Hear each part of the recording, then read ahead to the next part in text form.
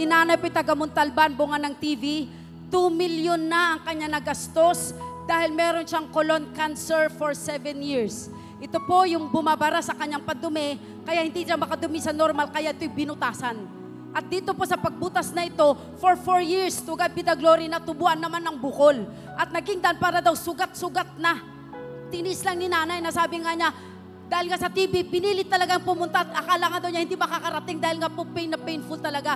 Pero to God be the glory, kanina po tuwang-tuwa siya dahil kapa siya ng kapa, wala na yung sakit at wala na rin yung bukol, tinunaw ng Diyos na buhay. Thank you, Jesus.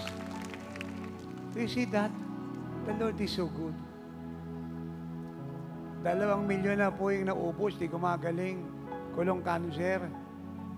Hindi po siya makapag-release po ng kinain niya ng maayos. Binutasan na po yung bituka nito para dito idaan. Eh, hindi naman po nakatulong.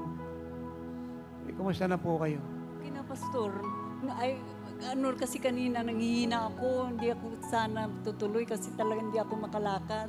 Nung dumating ako dito, kuwang ko naramdaman ko, malakas na ako nung hindi ka pa nagsalita. Parang yung pagsasayaw ko talagang energetic. So wala na kayo nararamdaman Wala po? na akong naramdaman.